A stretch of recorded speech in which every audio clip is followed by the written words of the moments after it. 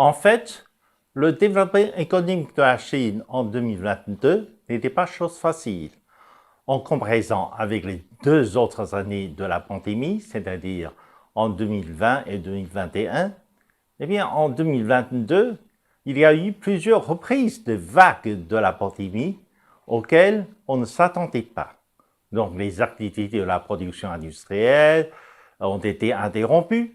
Les activités du tourisme qui étaient sur le point d'être reprises ont été interrompues à nouveau.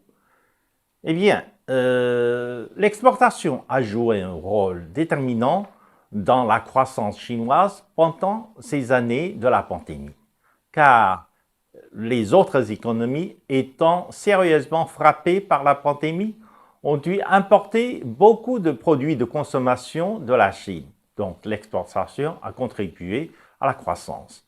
Mais cette année, nous avons constaté que l'exportation tend à se diminuer, car la pandémie étant contrôlée partout dans le monde, eh bien, les autres économies vont reprendre aussi leur production industrielle. Donc, elles auront moins besoin des produits de consommation chinois.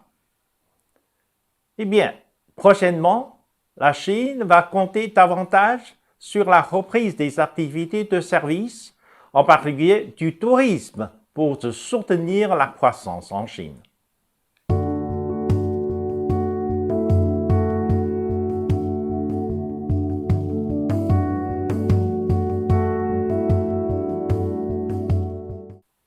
L'indice PMI en hausse est un très bon signe, car l'indice PMI, veut dire PMI, veut dire Purchasing Managing Index, est un indice qui mesure la demande des matériaux liés à la manufacture.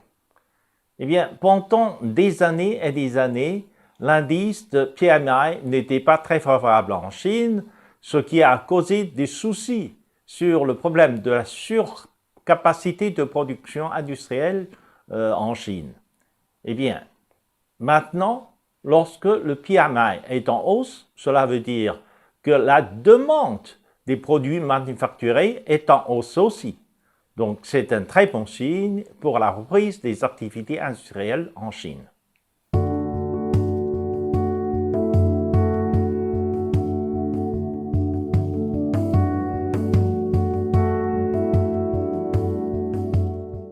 En 2022, l'inflation est un problème qui a hanté la plupart des pays dans le monde.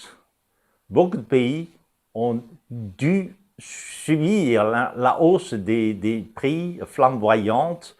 Eh bien, la Banque centrale aux États-Unis, la Réserve fédérale, a dû relever plusieurs fois le taux d'intérêt, ce qui a été suivi par la plupart des banques centrales, alors que la Banque centrale de Chine, la Banque populaire de Chine, a non seulement maintenu le taux d'intérêt inchangé, mais aussi a décidé de relâcher un peu plus de liquidité sur le marché en faisant baisser la réserve obligatoire des banques commerciales. Donc, la réserve obligatoire des banques commerciales ont été baissées, ce qui a permis de relâcher un peu plus de liquidité sur le marché. C'est parce que le taux d'inflation en Chine en 2022 était maintenu à un niveau relativement bas, 2%. En 2023, en dépit du rebond des activités économiques en Chine, eh bien, le taux d'inflation sera toujours mis sous contrôle, car l'importation de l'énergie et des matières premières se fait sur des contrats très longs. C'est-à-dire que les prix ont été déterminés à l'avance. Les prix ne vont pas suivre la fluctuation du marché. Donc tout ceci garantit un peu un taux d'inflation sous contrôle en 2023. D'autant plus que maintenant, l'exportation commence à se baisser. Donc, il y aura davantage de produits manufacturés qui était originellement destiné au marché extérieur va se vendre sur le marché intérieur, ce qui va exercer une pression de prix vers le bas. Donc, ce genre de concurrence va contrôler l'augmentation des prix des produits manufacturés sur le marché chinois.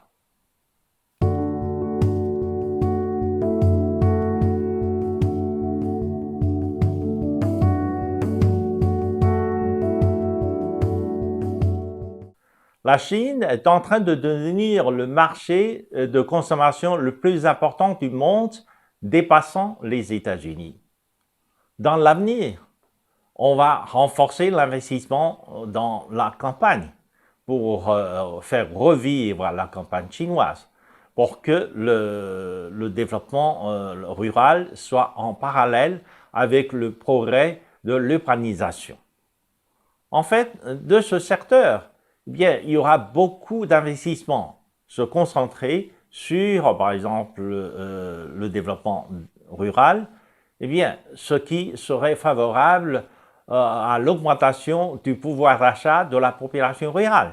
Car en Chine, nous avons encore une population rurale relativement importante.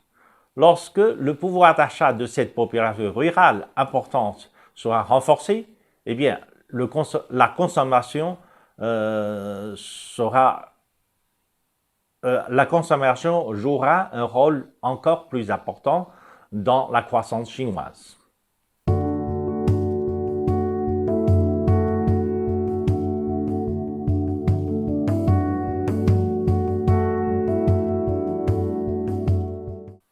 En 2023, le rebond des activités de services, surtout des activités du tourisme, sera un facteur contribuant à la croissance chinoise. En fait, depuis le début de l'année, nous avons constaté une reprise d'activité touristique assez remarquable. Parce que au début de l'année, bien sûr, c'était les vacances du Nouvel An chinois et les hôtels, les chambres d'hôtel ont été réservées à l'avance et pleinement. Les prix des chambres d'hôtel tendent à augmenter sensiblement dans plusieurs sites touristiques et des villes touristiques. Si bien que les autorités compétentes ont dû intervenir sur le marché pour écarter des activités de spéculation et de fraude, car les prix tendent à augmenter trop rapidement. On pense qu'avec l'arrivée des saisons touristiques vers l'été, il y aura beaucoup plus de touristes étrangers et chinois qui vont contribuer à l'augmentation de la consommation en Chine, donc ce qui soutiendra la croissance cette année.